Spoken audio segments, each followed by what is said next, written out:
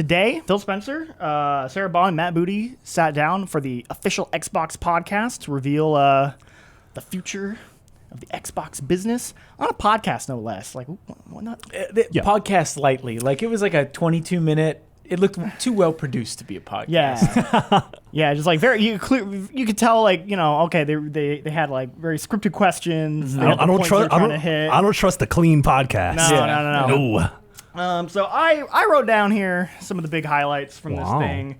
Basically, they confirmed out of the gate that, look, we got 4 games that are going to go multi-platform. But that's it.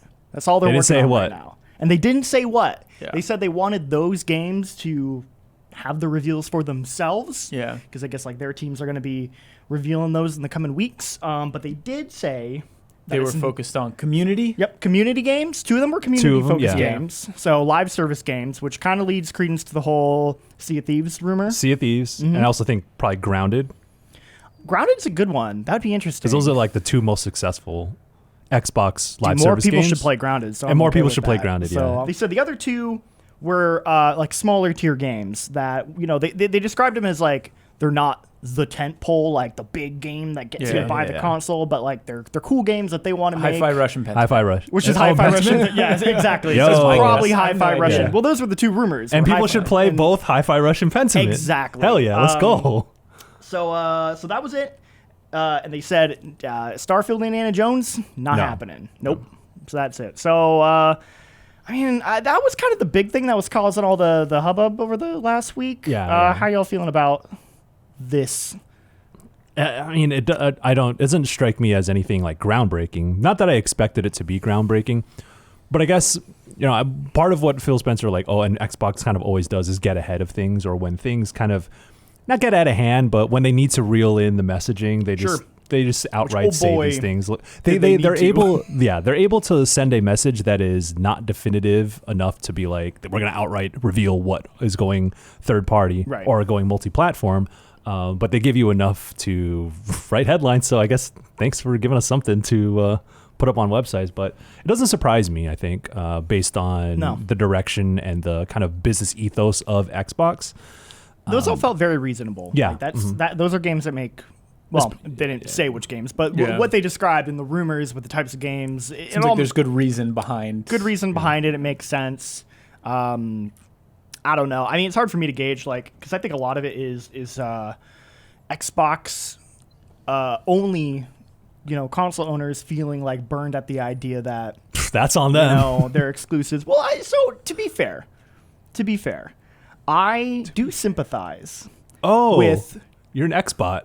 No. Didn't know that about you, Jean-Luc. No. I'm just kidding. No. I sympathize with the average person who's like, dude, I only got money to buy 1 console, right? Mm-hmm. And they're like, which one do I get? They go with Xbox, and then they find out, dude, all that Xbox, it's coming to PlayStation anyway. And they're like, I could have bought a PlayStation, and it would have been a better deal for me. I would understand why from the initial, the rumor and stuff getting swept up and all that, you would feel really burned by that. I obviously cannot say how that person maybe feels now. Everyone's going to feel different.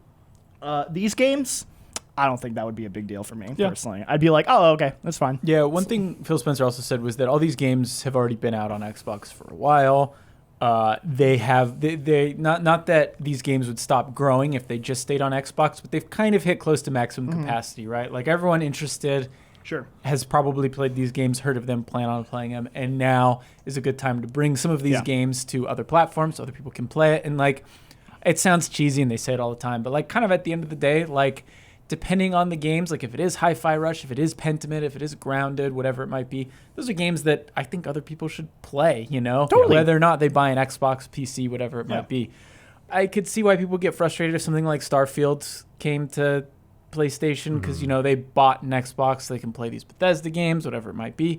Sure. But even then, it's like, I don't know. Just play it no matter what. I don't know. It's just... I think that's a good point of these games have existed on Xbox for a long time already. So you kind of got you punched your ticket when it was available. And especially like when they say, you know, big first party games are still day one on Game Pass, and they're not like putting Game Pass on all these other platforms or anything. So there's still value in having an Xbox as your only console.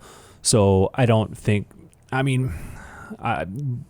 there would be no reason to feel like you've been cheaped out by sticking with Xbox, I guess. So, sure. And I guess that's a good point that, a lot of people invest in one console because they only have time and money to invest in one console. Right. So I get it. Like we're built different. We got all.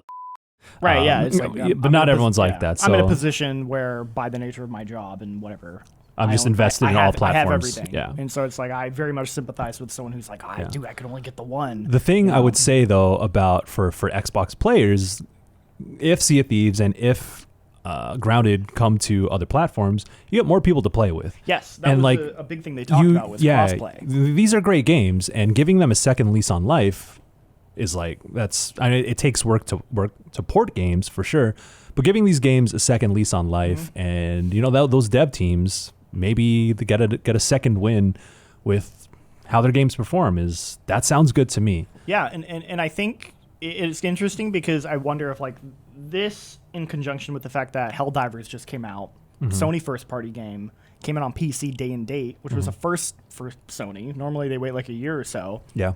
And I mean, we'll talk about it in a bit later in the podcast, but that has been paying off. Like that game's been doing extremely well on Steam, and it's got crossplay. So twice the amount of people playing Helldivers than Call of Duty the nice. other day, I think. Wow. Like 200,000 concurrents were playing Helldivers on Steam, and 100,000 playing Call that of Duty. only helps that game, helps people who are playing on PlayStation. And I'm sure Sony's looking at that and being like, hey, that kind of makes sense to do. So it's like, I wonder if Sony is maybe starting to think similar things to what Xbox is thinking about these live service games. I could see them going down the same path, especially if Xbox kind of does it and almost like normalizes it, and they're like, oh, okay, cool.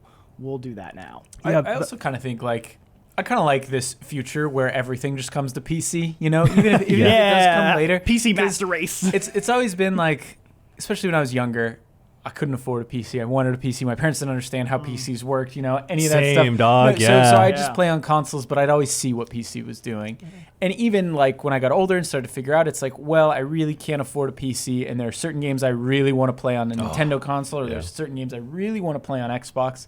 So I'm just not going to do a PC. But I kind of like that, like, you can get a PC and you'll still be covered for Xbox exclusives, PlayStation exclusives, maybe not day and date exclusives, but like still, I like that everything is kind of converging to PC, except Nintendo, of course. But that's kind of another Switch and PC, like you're kind of set, I guess. Yeah. I would say the thing we got out of that podcast that I found more interesting or hopeful was that they kind of teased future hardware. Yes. Nice. Which is something that we talked about yesterday in the office. We were kind of concerned that there could be a future where Xbox steps away from hardware altogether, and then Sony's just on their own doing weird shit. Right. Like that was part of the rumor as well, as everyone was freaking out like, oh, they're going to get out of the hardware game, which I always thought was kind of a ridiculous sentiment. Like, it's like why would you think that? Like, you're really extrapolating here. But they did kind of reconfirm, like, yep. They said they have new hardware stuff coming this holiday, which they were very vague about. Like, it could be a refresh. It could just be a new paint color. Who knows? But there's probably that refresh that got leaked a couple probably, but they didn't. The X circle. They didn't confirm anything. But they did say they're also investing in the next generation. And they had what did they say? I wrote this down. The largest technical leap you have ever seen in a hardware generation. Yeah, I rolled my eyes at that. Yeah, that's... Bet. We'll see, because we've hit a point of diminishing returns in terms of hardware leap. And I'm also like, and how much is that going to cost? Because, like, your current console, 4 years in, still is like $500 MSRP. So, like, I mean, like, am I paying like $800 for that thing? What I've learned about being like a PC hardware nerd for decades and covering hardware for a very long time on hit video game website GameSpot.com is that there are many ways to quantify being the largest leap in technology. Right. You can cut the numbers however you want. Yeah. No one's gonna really like investigate whatever that means. But I mean, there's other ways consoles can evolve besides resolution and graphics. I mean, 8K is in the future. They're always trying to hit 60 FPS, higher fidelity, photorealism, and all that shit. But like load times, I feel like we hit a wall with load time. Load times are so fast now. Never do 8K, please. Please, for the love of God. Yeah, I know I'm good. Four just- Ks. That's a lot of Ks. Just make every game run at like 60 frames now. You know what that thing that they said they were going to do like 3 generations ago? It's like every game's going to be 60 frames. Yeah, you thought. Yeah. I'm genuinely curious like what the actual adoption rate of 4K TVs are at this point. I still imagine most people. I mean, anyone who bought a new TV in the past like 4 or 5 years would probably get. have. I guess it must be 8K You have to try. or 4K by now. You have to try very hard to get a 1080p TV. Oh, really? Okay. Yeah. Well, yeah. I guess. Trust Yeah. me, it was hard to get a 1080p TV in like 2018 when I was like looking for a new TV. Okay. All right. Okay. So, All right. yeah. So yeah, everyone's got 4K now. But the only other thing they said in regards to future hardware is that they are still committed to backwards compatibility, and that's a core tenet of Xbox. Good to hear, because I think that's the best thing Xbox. Yeah. One of the best things Xbox does is Back the way compat. they do back compat. I think it's so far advanced above what Sony does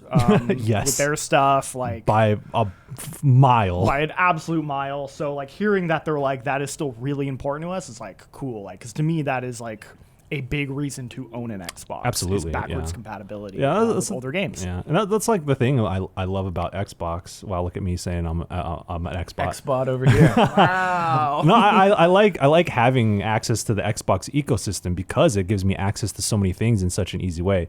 Convenience, you don't really own your shit when you have Game Pass and buy digital, of course. So that's like a whole nother thing. But there are a lot of OG Xbox and 360 games that I would like sit down and actually play. Dude. And the fact that I can just do that, like It's Lost. way easier than it should be. Like, Yeah. I mean, they talked about it about 100 times on the podcast. They said cross everything, like cross save, cross progression, cross play. Like I as much as love they that, could, but like, relax. it is still, I think, impressive. Where it's just kind of Absolutely. like, I load up an Xbox game that I played years ago, and it's like Lost Odyssey, bro. Where Yeah. else are you gonna play Lost Odyssey? Let me give you an example. I a few weeks ago played Binary Domain with my brother. Yes. I loaded it up on PC, and that gave me all sorts of grief. The default control scheme is the most bonkers. It's got a wild FOV. Yeah, I was like, oh, this isn't working. And I was like, oh, yo, they put it on backwards compatible on Xbox. Native. Loaded it up. It runs at like a crisper, like high resolution. It's got the FPS boost, so it was at 60 frames a Yeah. second. I was like, dude, this is Yeah. like flawless. And of course, like it's a console amazing. version, so it's gonna have legit controller support. gonna have legit because there's a controller lot of support. older PC games, especially in that like 2010, early 2010 era. Especially if it was from a Japanese developer. Oh my god, PC ports were ass, bro. Ooh, A lot terrible. of them didn't have full controller support. No. A lot of them have terrible graphic settings and terrible keyboard and mouse support. So like having native console versions available for a lot of those games in the 360 era is actually like very valuable. So, you know what I'm saying? Like that stuff's so cool. Yeah. They should be committed to it because I do think it's a really good selling point. I agree. From a preservationist perspective, I appreciate that.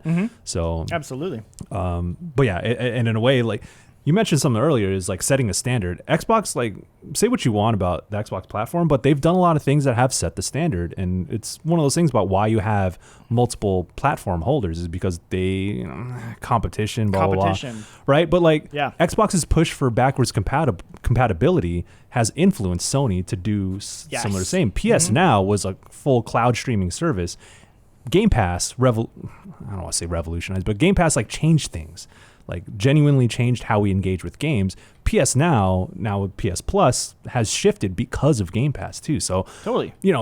You can stick with Sony, but there's no denying that Xbox has had mad influence on how We have other platforms seen carry firsthand themselves. what happens when Sony gets a little too big for their britches Yes. with the PS3. Yeah. And they got knocked down a peg by Microsoft, and it resulted in like them being like, all right, Playing y'all second were right, fiddle. and like they had to like slash the price and redo the PS3, and like at the end of that generation, like they totally came around because I think like they kind of got their ass beat a little bit. Yeah, and then it flipped the script again with Xbox One. So Exactly. It's So like they're just trading blows. Yeah, exactly. But yeah, Although I feel like PlayStation has been throwing a lot more blows these last couple of years. Sure, yeah, couple yeah, you're right, gens. you're right. no, you're I right, yeah, agree. yeah. They've been wiping the floor with Xbox. They have. Yeah, they're kind of getting a little big for the britches again, I feel like. Yeah, so they're ready to get knocked Yeah, down. they need a to few- get knocked down a peg, in my opinion. But Yeah. yeah, so that was pretty much all the major stuff. I mean, what Diablo's coming to Game Pass or which? That was such a weird, like in the middle of it. And Sarah we're Bond was proud like, by to the way. announce, and I was like, okay, it's like cool. People Like, can play the game. sure. I fully expected that. That's what Xbox did. Cheers, everyone. Keep on gaming. Hope you're happy, Tim Dog.